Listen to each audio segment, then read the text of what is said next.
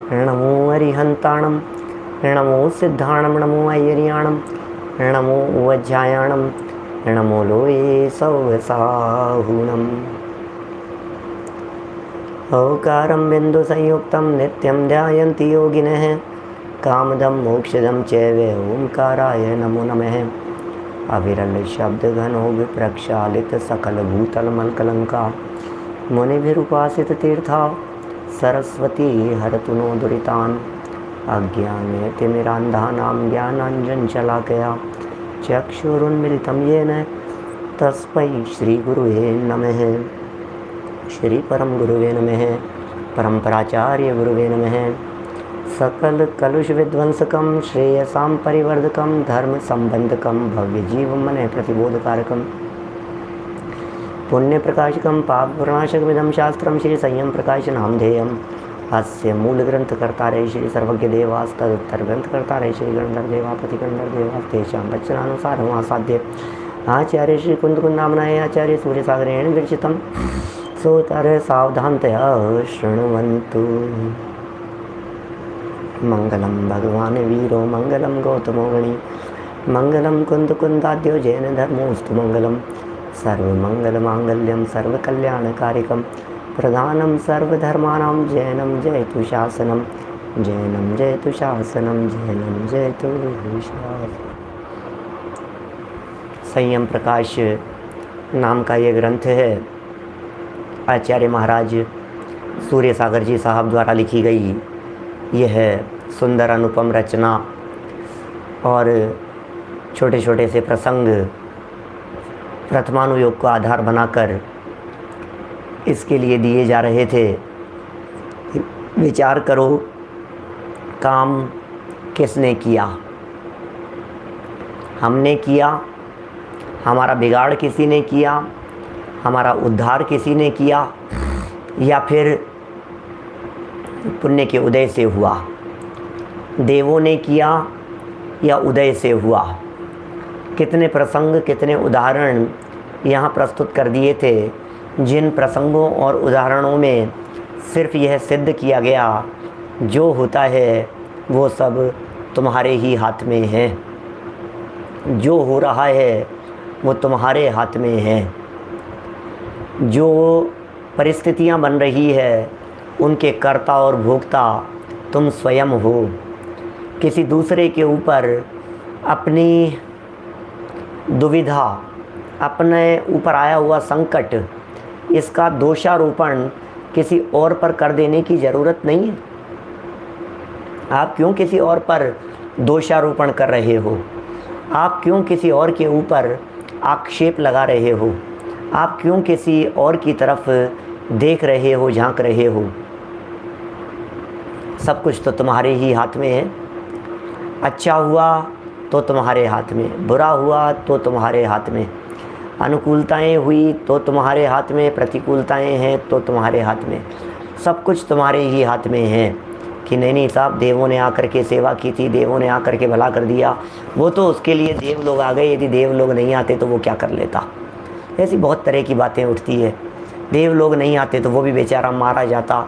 सीता की अग्नि परीक्षा के समय यदि देव लोग नहीं आते तो बेचारी सीता तो जल करके भस्म हो जाती ना। क्या ऐसा कहा है? हमारे विचारशील विद्वानों ने ऐसी बातें हमने कहीं सुनी है। हमने शायद टोडरमल जी के ही मंदिर में बहुत वर्षों पहले, कोई 30 साल पहले इस तरह की बात बोले, सुनो, अपने आप को सती मान करके अग्नि में कूदने का प्रयास मत करना, जल के भस्म हो जाओगे। मैं तो सती हूँ, मैं तो सती हूँ, मैंने कोई गलत काम नहीं किया, मैंने कभी कुशील सेवन नहीं किया, मैंने कभी दुराचार नहीं किया, मैं अग्नि के अंदर कूद जाऊँ तो देव आ जाएंगे ना, जल के भस्म हो जाओगी। सच्चाई है ये। तो सीता की अग्नि परीक्षा के समय आ गए थे ना देव। अरे आ गए थे, वो देव उसके पुण्य के गुलाम थे। सच में देव नहीं भी आते यदि उसका पुण्य का उदय नहीं होता तो। सारा खेल पुण्य और पाप कर्म के उदय का है। चरणानुयोग की प्रेरणा देने वाला ये संदेश था, ये इंसिडेंट था जो इस तरह से बतलाया कि आप तो शील का पालन करो, ऐसा है। कई उदाहरण दे दिए, अभिनंदन मुनिराज का उदाहरण दे दिया, यमपाल चांडाल का उदाहरण दे दिया, विष्णु कुमार मुनिराज का उदाहरण दे दिया, पुण्य का उदय होने पर क्या हो जाता है और पाप का उदय होने पर परिस्थितियाँ कैसी प्रतिकूल हो जाती है, हैं? इतना ही नहीं, प्रद्युम्न कुमार का उदाहरण दे दिया, सीता का उदाहरण दे दिया, अनेक प्रकार के कौरवों पांडवों की चर्चा कर ली और आज फिर एक नया प्रसंग आपके सामने लेकर के आ रहे हैं। शुभम चक्रवर्ती का उदाहरण, पेज नंबर 597, 597 नंबर का ये पेज है, नीचे अंतिम 3 लाइनें, शुभम चक्रवर्ती का उदाहरण। क्या कहना चाहते हैं चक्रवर्ती महाराज, क्या कहना चाहते हैं? सुनो। कामपिल्य नगर में शुभम चक्रवर्ती राजा राज्य करता था। कौन? ब्रह्मदत्त या शुभम? शुभम की चर्चा है, ब्रह्मदत्त की नहीं है। अपनी पुस्तकों में जहाँ यह गलती से ब्रह्मदत्त छप गया है, आप उस ब्रह्मदत्त को काटकर वहाँ शुभम कर लीजिए। पूरा कथानक शुभम का है और हेडिंग भी शुभम चक्रवर्ती ही दी गई है। कामपिल्य नगर में शुभम चक्रवर्ती राजा राज्य करता था। किसी कारण से उसने अपने रसोइये को मार दिया। क्या? बोलो, मार दिया क्या? अब कैसे मारा, क्या मारा, घटनाएं कई जगह प्रथमानुयोग में, प्रथमानुयोग के कथानक है ना, तो हमारे को कथा वहाँ जानने को मिलती है।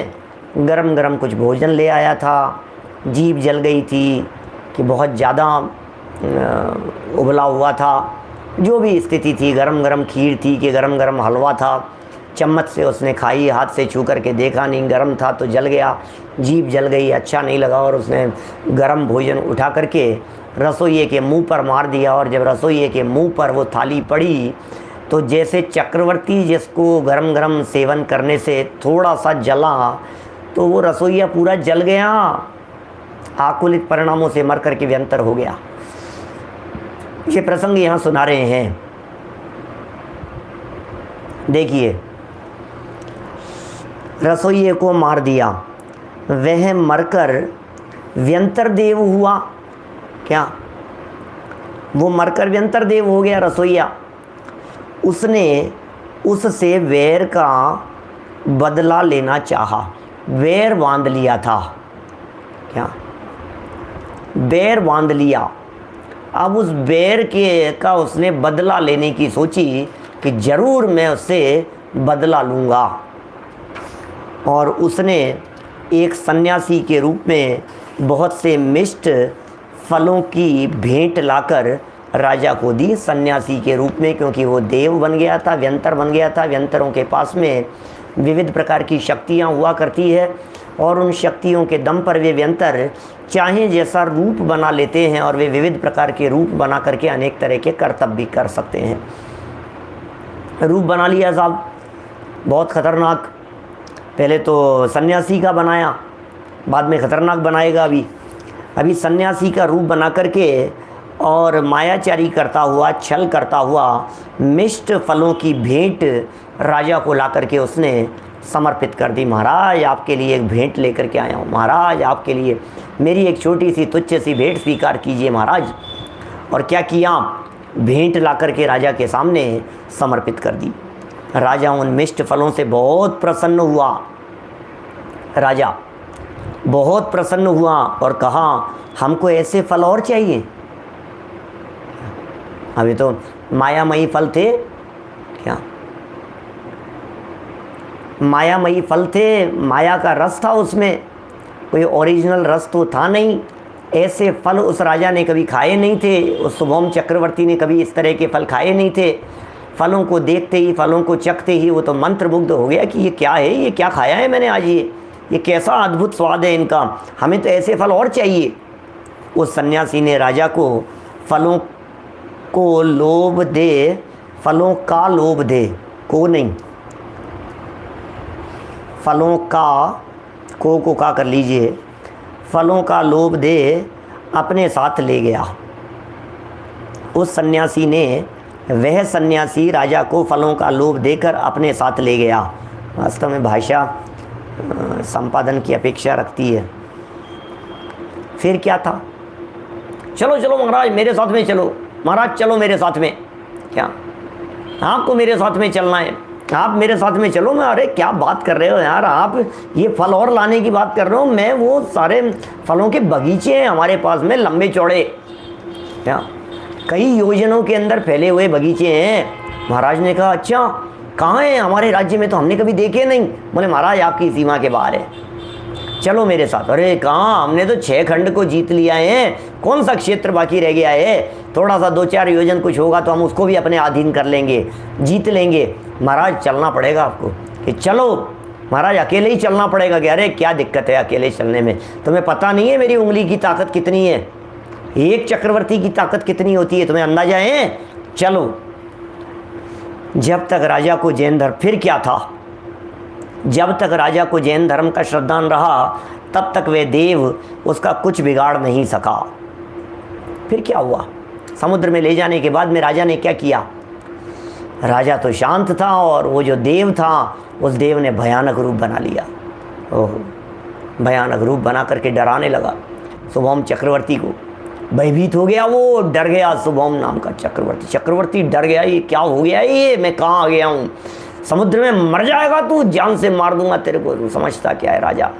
और उसने अपना सारा वृत्तांत सुना दिया कि मैं वो था, मैं रसोईया था, तूने मेरे ऊपर थाली मार दी थी, थाली फेंक करके मुझे मार दिया था और मैं मर करके देव हो गया हूँ, व्यंतर हो गया हूँ, अब तेरे से बदला लेने के लिए आया हूँ। लो, जब बदला लेने के लिए आया हूँ तो अब क्या होगा, डर गया ये। लेकिन राजा को जैन धर्म पर श्रद्धान था, अंदर में नमोकार मंत्र बोल रहा था, पंच परमेष्टि का स्मरण कर रहा था, प्रभु का ध्यान कर रहा था, वीतरागता का आश्रय ले रहा था, वस्तु स्वरूप का विचार कर रहा था। ओ हो। देखो क्या कह रहे हैं ये, 10,000 चक्रवर्तियों जितना बल होता है एक व्यंतर में, क्या 10,000 चक्रवर्तियों जितना बल होता है, एक चक्रवर्ती नहीं 10,000 चक्रवर्तियों का जितना बल एक अकेले व्यंतर में होता है।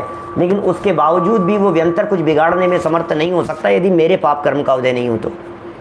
इसलिए बहुत महत्वपूर्ण बात कहना चाहता हूँ फिर यहाँ पर आप, क्योंकि जब मैं कभी ये वाक्य कह देता हूँ ना, एक व्यंतर में 10,000 चक्रवर्तियों जितना बल होता है, तो सामने वाले लोग व्यंतरों को अपना माई बाप समझने लगते हैं, सामने वाले लोग व्यंतरों से डरने लगते हैं, चित्त में घबराहट फैलने लगती है। अरे भाई साहब, अरे व्यंतर तो, अरे भाई साहब चक्रवर्ती कुछ नहीं कर सके व्यंतर के आगे, तो इतने हजारों चक्रवर्तियों जितनी ताकत अकेले व्यंतर में होती है, हम कहाँ हैं, कुछ भी तो नहीं है व्यंतर के सामने।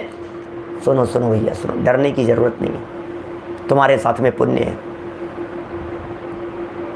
जिसके साथ में पुण्य बैठा हुआ होता है उसका व्यंतर कुछ बाल बांका नहीं कर सकता, ये समझ लेना। क्योंकि उस व्यंतर में चक्रवर्ती से 10,000 गुना ज़्यादा बल तो है, लेकिन पुण्य से ज़्यादा बल नहीं है।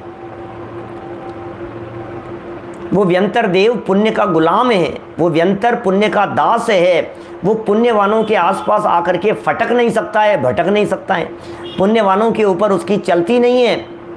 अरे जिसके पाप कर्म का उदय हो उस पर ही कुछ करने में वो समर्थ हो सकता है, क्योंकि वो व्यंतर भी आकर के देखता है कि अरे मैं किसके पास में गलत जगह पर हाथ डाल रहा हूँ, ये तो इसकी तो पहुँच ऊपर तक है भैया, इसकी पहुँच सौदर में इंद्र तक नहीं, इसकी पहुँच तो इंद्रादि इंद्र तक है, देवादि देव तक है, इसकी पहुँच तो 3 लोक के नाथ तक है, ये उनका आदमी है ये, मैं डरता हूँ इनसे, ये व्यंतर भी डरते हैं।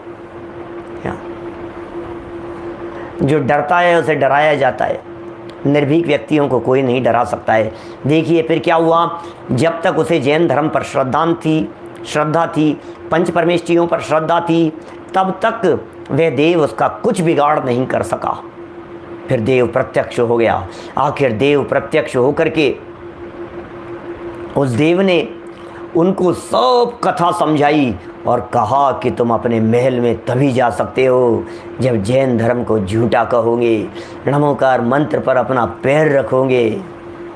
हे भगवान, मुँह में फंस गया, मरता क्या नहीं करता, मर जाऊंगा मैं तो, मर जाऊंगा, मेरी क्या हालत होगी, मेरे को मार देगा। अरे हाँ ठीक है, झूठा है, तू छोड़ दे, मेरे को जाने दे, अरे तू मेरे को जाने दे, मेरे घर पे छोड़ दे, मैं ये झूठा है, नमोकार मंत्र बेकार है, ये जैन धर्म नहीं अच्छा है, क्या करना है, नमोकार मंत्र लिख पाऊँ ये ज़मीन पर पानी में। और पैर से मिटाने इसको, तब मानूंगा कि तेरे हृदय में श्रद्धा नहीं है इसकी। पानी में उसने हाथ से नमोकार मंत्र लिखा। ऐसा आगे पाठ पीछे सपाट होता चला जा रहा था, पानी में कहाँ टिके नमोकार मंत्र, लेकिन उसकी श्रद्धा इतनी विचलित हो गई थी, जैसे ही उसने पैर को नीचे टच किया ओ नमोकार महामंत्र के ऊपर, फिर क्या था, मर गया तुरंत। तुरंत देव ने उसे मार डाला, मोह से ऐसा कर लिया उसने। क्या करे, विनाश काले विपरीत बुद्धि। जिससे सुरक्षित था, देखो मैं कहता हूँ कभी कभी जीव अज्ञानता में, ना समझी में कितना बड़ा अनर्थ कर बैठता है। इस जीव को कुछ होश नहीं है, ये सुरक्षित है लेकिन डर रहा है। इसके ऊपर सामने वाले की चल नहीं रही है, लेकिन इसको घबराहट बहुत है। सामने वाला इसका कुछ बिगाड़ने में समर्थ नहीं हो पा रहा है, लेकिन उसके बावजूद भी इसको तो लग रहा है अरे यार पता नहीं क्या हो जाएगा, अरे पता नहीं क्या हो जाएगा, पता नहीं क्या हो जाएगा, दुखी हो रहा है। भाई अमित शास्त्री जी कोलकाता वाले, बोलो, इसको लग रहा है कि यदि अरे बोलने तो नमोकार मंत्र जैन धर्म क्या है, मेरे को तो जान बचानी है अपनी। अरे भाई तेरी जान बची हुई है जैन धर्म पर श्रद्धा से। अरे भाई तेरी जान बची हुई है जिनवाणी पर श्रद्धा से। भाई तू जिनवाणी पर श्रद्धा कर। क्या मर कर के नरक में चला गया बाबूजी, मर कर के नरक में चला गया, 7वें नरक में चला गया। 7वें नरक में डंडे खा रहा है, कूड़े खा रहा है अभी बैठ करके, वहाँ भयंकर जल रहा है, वहाँ की आग में, ठंड है, सर्दी के दुख है वहाँ 7वें नरक में, भयंकर सर्दी। तो 7वें नरक की उस शीत वेदना को कैसे सहन कर रहा है, 33 सागर की आयु बांध करके रखड़ रहा है, नरक में सड़ रहा है वो शुभम चक्रवर्ती। वजह क्या है, ओह रक्षा करने वालों को भक्षक समझ लिया, सुरक्षा करने वालों को उसने गलत समझ लिया, जिनकी वजह से सुरक्षित था उसके ऊपर अश्रद्धा कर ली। यही तो कारण है, ओह समझो भैया, यही तो कारण है। क्या कह रहे हैं, बोलो। फिर क्या हुआ, मर गया वो, तुरंत देव ने मार डाला। कहने का तात्पर्य केवल इतना ही है कि सच्चा श्रद्धान रखना आवश्यक है, बस। कथा का सार क्या है, कथा का सार क्या है, कथा का सार ये है जिनवाणी पर श्रद्धा रखो। कथा का सार ये है सच्चा श्रद्धान रखो। कथा का सार ये है अपने आत्मा पर श्रद्धा रखो। कथा का सार ये है पंच परमेष्ठियों पर श्रद्धा रखो। श्रद्धा का अर्थ ये नहीं है कि वे सुधार देंगे, श्रद्धा का अर्थ ये नहीं है कि वे बचा देंगे, श्रद्धा का अर्थ ये नहीं है कि देव लोग दौड़े चले आएंगे। श्रद्धा का अर्थ ये है जो होगा सो होगा, हमें स्वीकार है, इसका नाम है श्रद्धा। क्या बस उस समय नमोकार मंत्र नहीं था, ये तो मैंने कई बार कही है, कई बार कहता हूँ। नमोकार मंत्र माने उसका भाव, बस। पार्श्वनाथ स्वामी के प्रसंग में, शुभम चक्रवर्ती के प्रसंग में, सब प्रसंगों के अंदर मैं हमेशा ये बात कहता रहता हूँ कि उस समय कोई नमोकार मंत्र जिस रूप में आज था इस रूप में नहीं था। मुझे लगता है हिंदुस्तान में ये बात प्रचार प्रसार में ही मेरे माध्यम से आई है।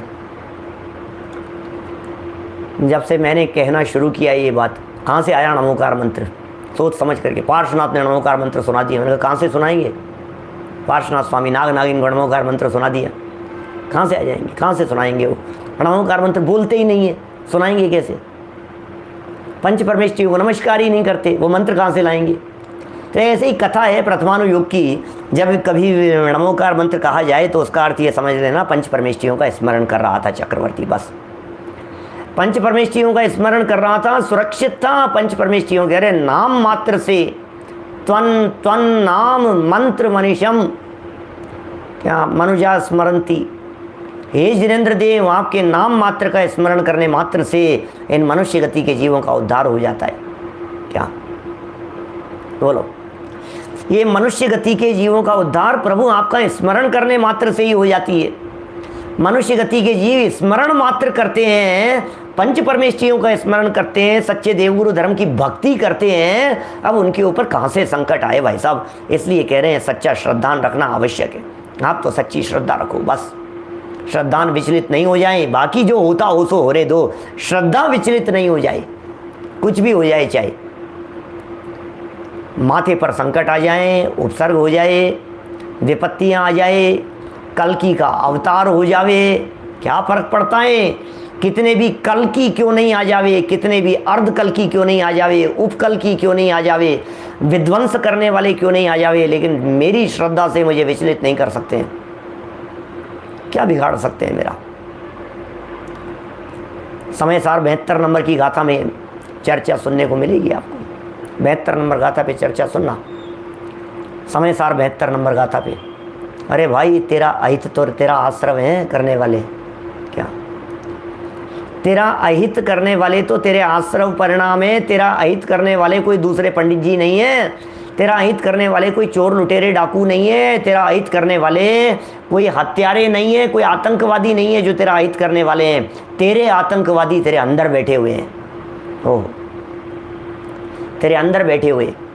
बाहर के शत्रुओं से लड़ने की तो सोचता है, लेकिन अंदर के बैठे हुए शत्रुओं से भी लड़ा जाना है, इसका विचार विवेक ही नहीं है। असली युद्ध तो अंदर के शत्रुओं से करना है, कर्म शत्रुओं से करना है, विवाह वाव रूपी शत्रुओं से करना है। असली युद्ध तो उन शत्रुओं के माध्यम से किया जाना चाहिए।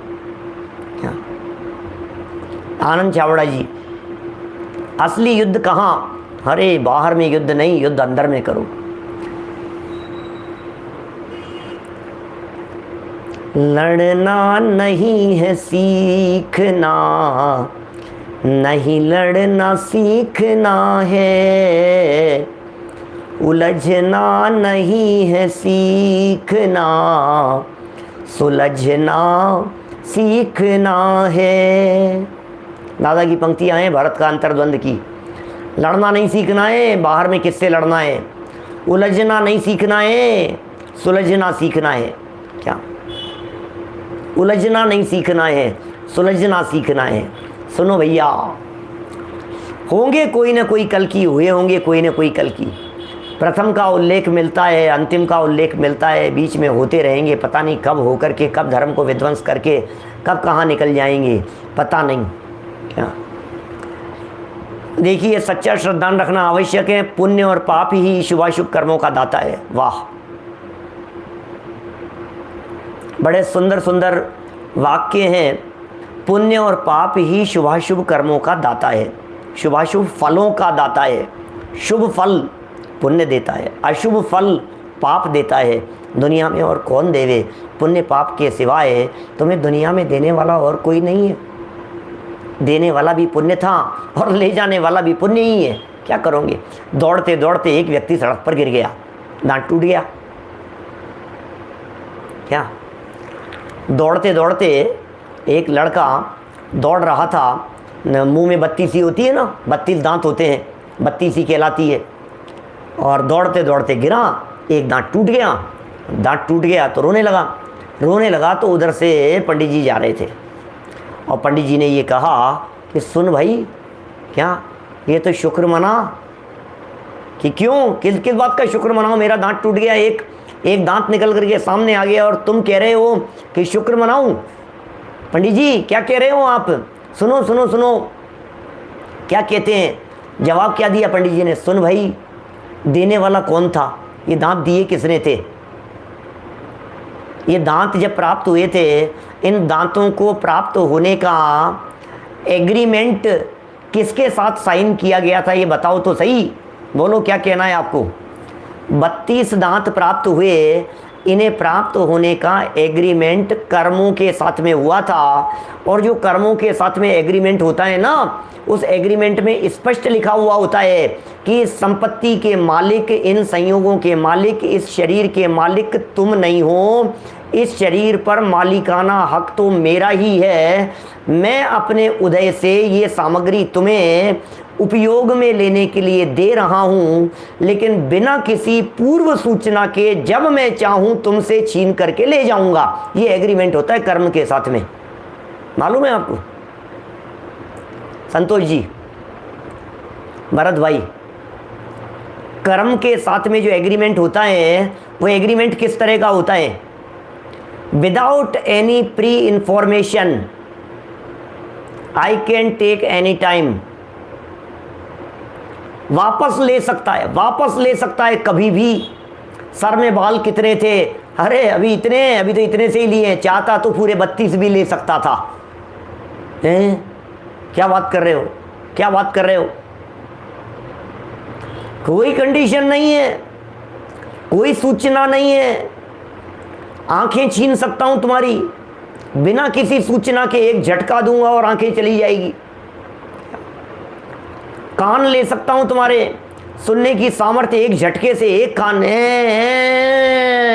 करता रह जाएगा भैया, कुछ नहीं सुनाई दे रहा है, कुछ नहीं सुनाई दे रहा है, खत्म हो गया। क्या हो गया, क्या हो गया, ये क्या हो गया, नहीं सुनाई दे रहा है तुम्हारे को, गया, खत्म, लेकर के चलते बने। कौन ले गया भैया, कौन ले गया? ये जिसने दिया था वो ले गया, उसका अधिकार है। दिया किसने था? ये सैनी पंचेंद्री पना, सैनी पंचेंद्री पन का कर्म का उदय था। ये मनुष्यत्व, मनुष्यत्व नाम कर्म का उदय था। ये दांत, दांत संबंधी नाम कर्म का उदय था। नाक संबंधी नाम कर्म का उदय था। ये उंगली संबंधी नाम कर्म का उदय था। उंगली कट गई, नाम कर्म लेकर के चला गया, वो उदय चला गया। 4 बची हुई है, शुक्र समझो। क्या क्या सोचना भैया, सोचना। क्या तो बोले वो मेरा जो एक दांत चला गया, तो भैया तू चुप हो जा, तू शांत हो जा, शुक्र समझ, 32 नहीं ले गया। इसी गिरने में, इसी चोट में तुझे पता है जिस तरह से तू ये ठोकर खा करके गिरा है, जिस तरह से, ऐसे ही ठोकर खा करके वो गिरा था पहले एक लड़का। क्या उसके 4 चले गए थे, सेम इसी तरह से गिरा था जैसे तू गिरा है।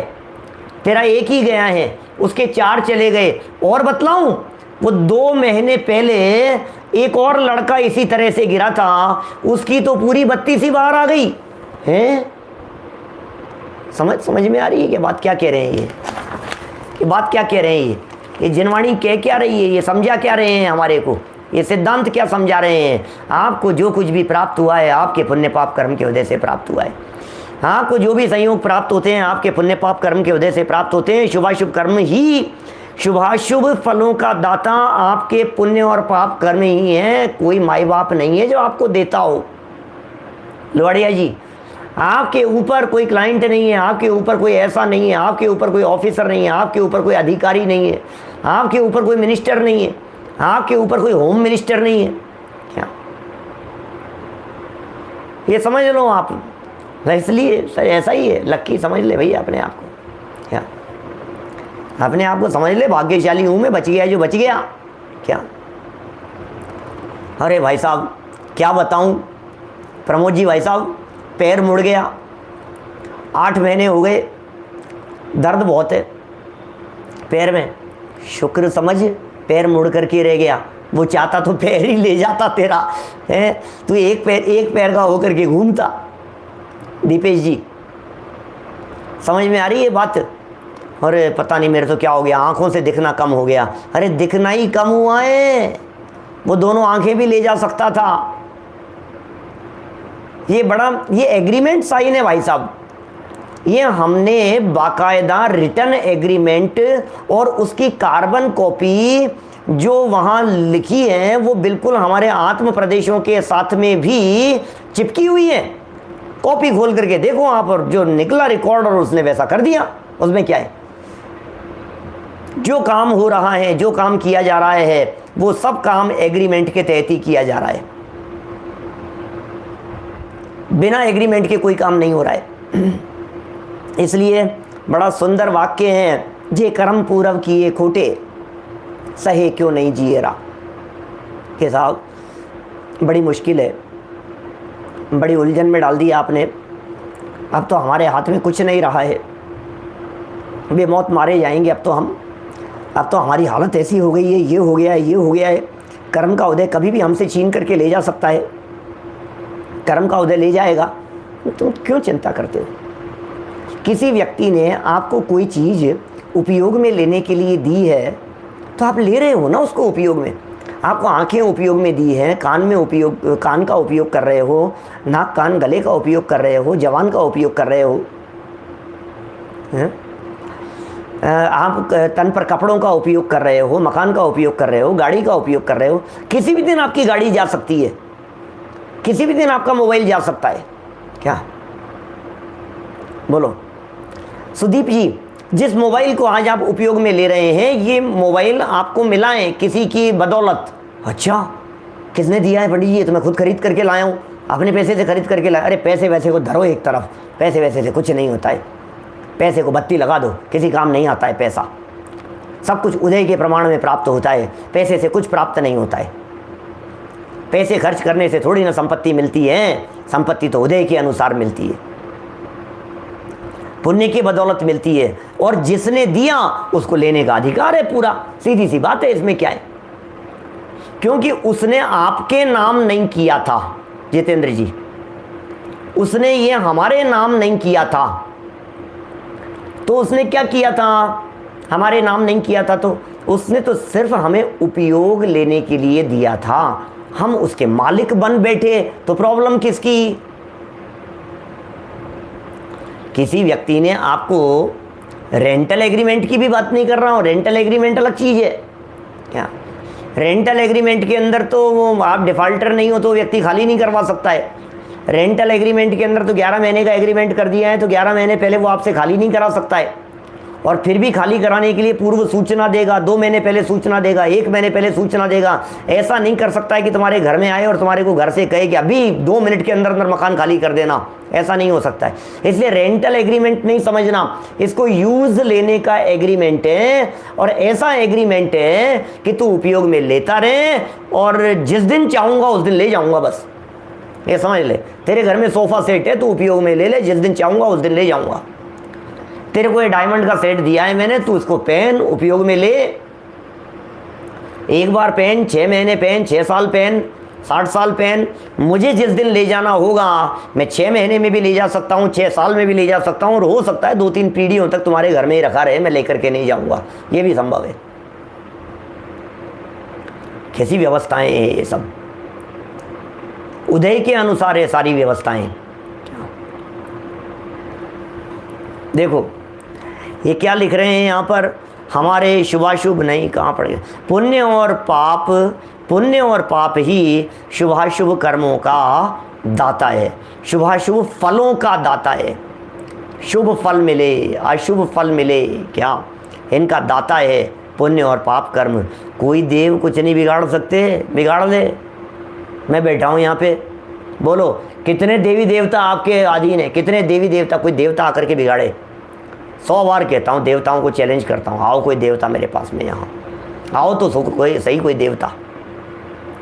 इतने लोग सुन रहे हैं, इतने हजारों लोगों में से कोई का कोरोना में स्वर्गवास भी हो गया होगा, कोई सुन रहा हो, कोई ऊपर बैठ करके प्रवचन सुन रहा हो, कोई सुन रहा हो, कोई देव। मैं कहता हूँ आओ मेरे पास में, बिगाड़ो मेरा। क्या बिगाड़ सकते हो तुम?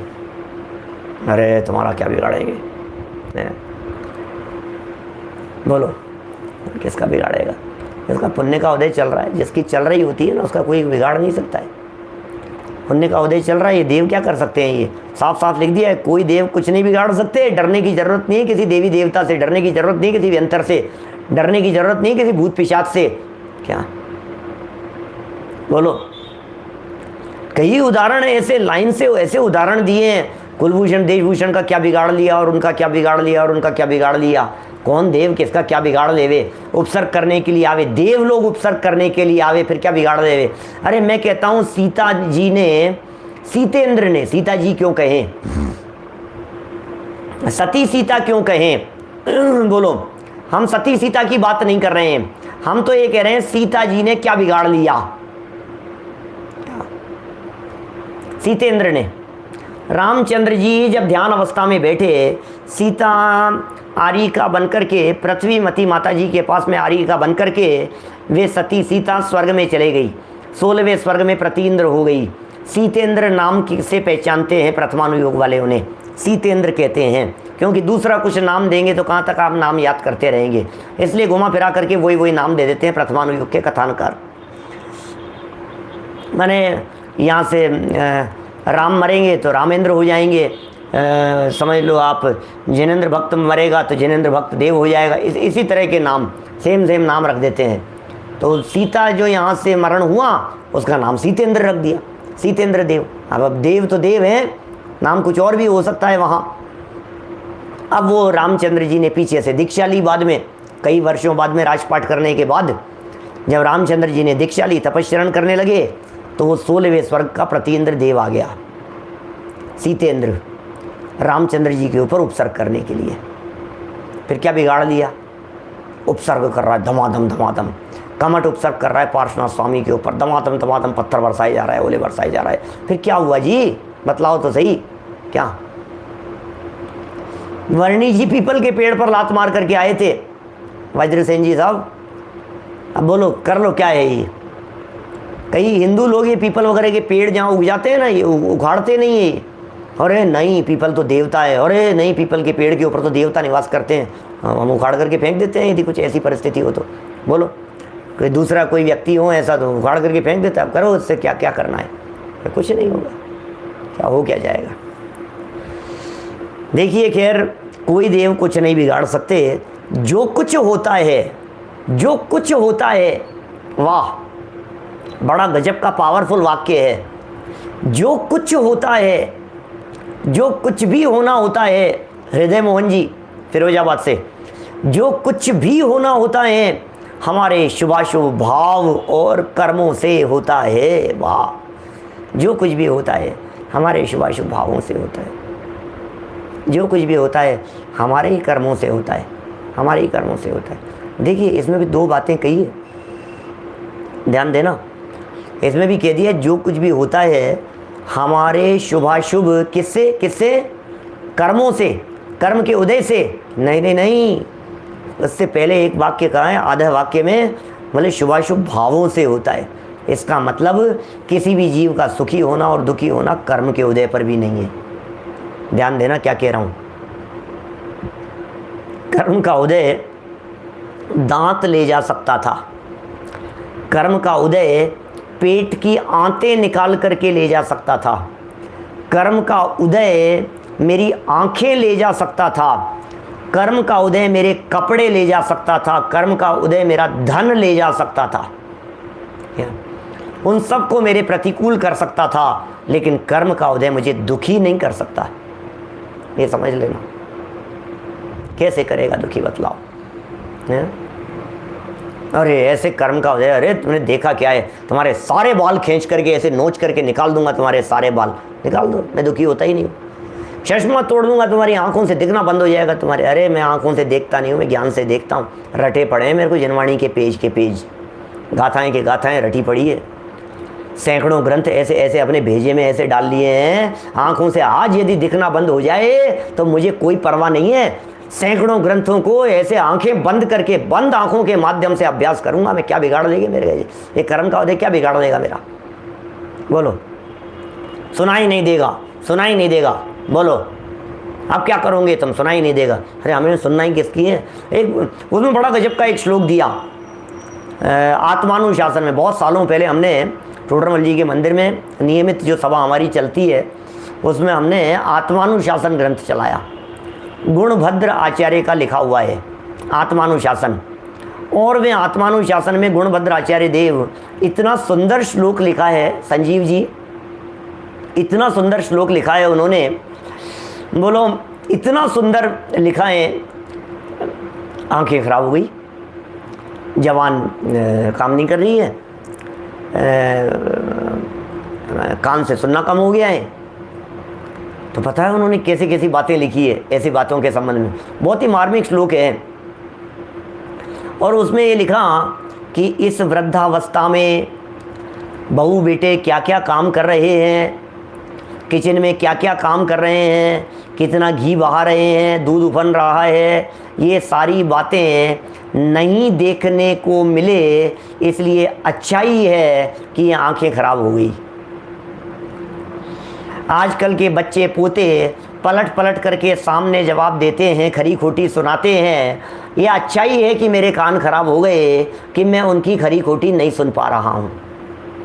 क्या ऐसे ऐसे कई तर्क दिए हैं उन्होंने, गुणभद्र आचार्य देव ने। मैंने आचार्यों ने इस तरह के तर्क दिए हैं कि तुम विचार करो तुम्हें करना क्या, अच्छा ही है ना, तुम्हें क्या सुनना है, किसकी सुनोगे तुम और कौन तुम्हारे को क्या सुनाएगा। तुमने जीवन भर जो तत्व चिंतन मनन किया है, जो अभ्यास किया है, जो जनवाणी को पढ़ा है, तुम उसका मंथन करो ना। क्या क्या सुनना है तुम्हारे को? इधर उधर की राग द्वेष भरी चर्चाएं आकर के करेंगे तुम्हारे सामने। अच्छा है ना कि हमारे को कान सुनने में काम नहीं आ रहे, कानों ने सुनना बंद कर दिया है। क्या बोलो? रमेश बुरीचा जी साहब कितना सुंदर है ये, ये लिख रहे हैं जो कुछ होता है, जो कुछ भी होता है हमारे शुभाशुभ भाव से और कर्म से होता है। माने उपादानगत योग्यता की दृष्टि से बात करें तो देखो, काम होने में दो कारण होते हैं। बाह्य तरोपाधि समग्र तेयम कार्येषु ते द्रव्यगत स्वभाव है। समंत भद्राचार्य देव ने लिखा है ऐसा। क्या लिखा है राजीव जी? बाह्य तरोपाधि समग्र तेयम कार्येषु ते द्रव्यगत स्वभाव है। बाह्य और इतर अंतरंग, बोले दो कारणों के मिलने पर कार्य होता है, एक अंतरंग कारण और एक बहिरंग कारण। अंतरंग कारण को उपादान कारण कहते हैं, बहिरंग कारण को निमित्त कारण कहते हैं। दो होते हैं। तो बोले ये दोनों ही तेरे ही पास में मौजूद हैं। अंतरंग तेरे सुखी दुखी होने का कारण तेरे भाव हैं, और वो अंतरंग कारण है, वो उपादान है, असली कारण है वो।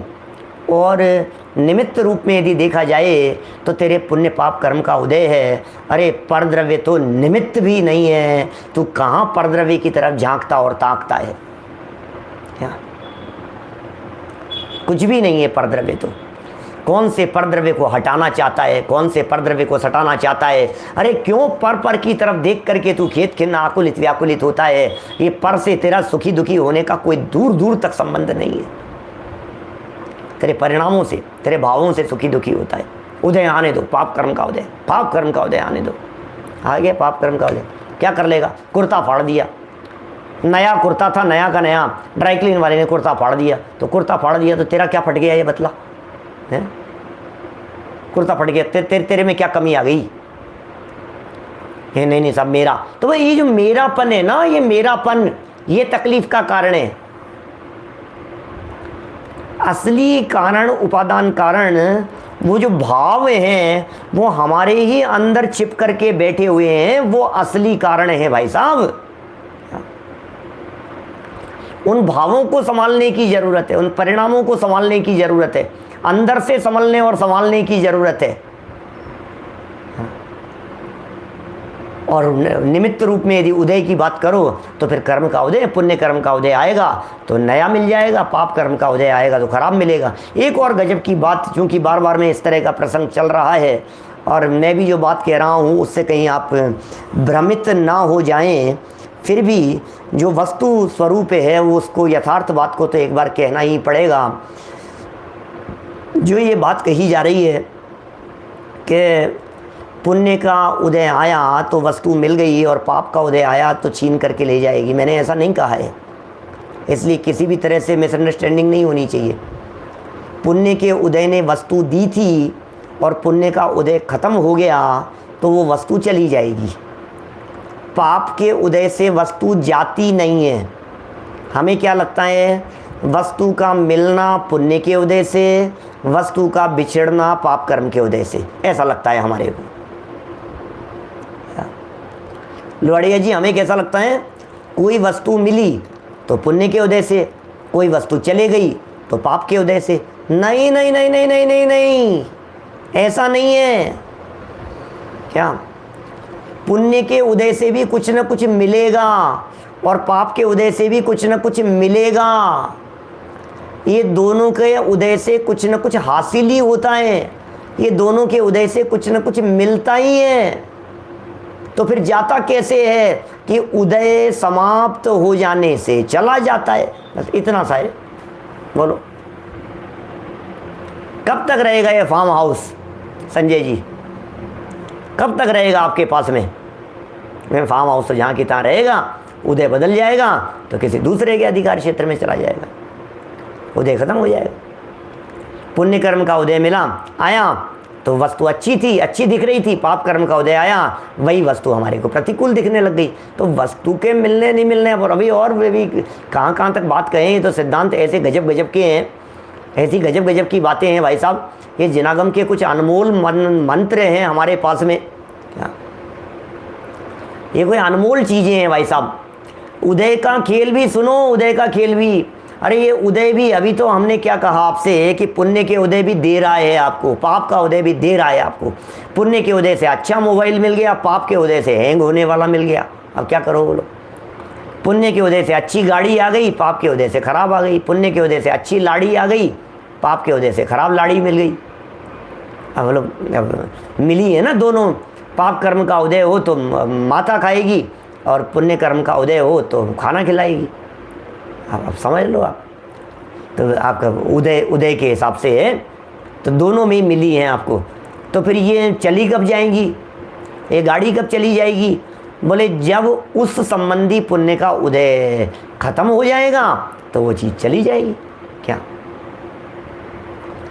पाप के उदय से टूटा हुआ मिला, क्या पुण्य का उदय खत्म हो गया तो वह अनुकूल चला गया। ये ऐसी व्यवस्थाएं हैं। अब एक और नई बात कहता हूँ, एक स्टेप आगे चल करके बात कहता हूँ। प्रकरण पुण्य पाप कर्म के उदय संबंधी और ये सब प्रकरण चल रहा है, इसलिए एक स्टेप और आगे बढ़ करके बात कह देता हूँ। सुनो भैया, न पुण्य के उदय से मिलती है न पाप से बिछड़ती है, न पुण्य और पाप दोनों कर्म के उदय से मिलती है। हे भगवान, क्या कहना चाहते हो, कुछ समझ में नहीं आता है। क्या गोलमोल, क्या चल क्या रहा है, ये हो क्या रहा है, भरत भाई क्या हो रहा है ये? कभी कहते हो पुण्य के उदय से, पाप के उदय से, कभी कहते हो दोनों के उदय से मिलती है। और अब तीसरे स्टेप पर जाकर के मैं बात कह रहा हूँ, दोनों के उदय से कुछ नहीं मिलता। किसी के उदय से कोई वस्तु इधर उधर नहीं होती, वस्तु अपनी योग्यता से इधर उधर होती है। पुण्य का उदय होता है तो उसमें एकत्व बुद्धि होती है, एकत्व पना सा दिखाई देता है, अनुकूलताएं जैसी दिखाई देती है। पाप का उदय होता है तो उसी में प्रतिकूलता जैसी दिखाई देती है। अरे मेरे पुण्य कर्म के उदय से या मेरे कर्म के उदय से यदि ये घर मुझे मिला है तो मेरे मर जाने के बाद में तो ये घर ठंडा हो जाएगा ना। मेरे कर्म के उदय से मिला था ना ये। आप जिस मकान में रहते हैं दिनेश सिंघई जी साहब, वो मकान किसके कर्म के उदय से है? बोलो। सुदीप जी, भाई यश, कंफ्यूजन बिल्कुल नहीं है, बहुत मज़ेदार बात है, समझना जरा। लोहाड़िया जी, मयंक जी, बोलो, जिस मकान में आप रह रहे हो ये मकान किसके कर्म के उदय से मिला है?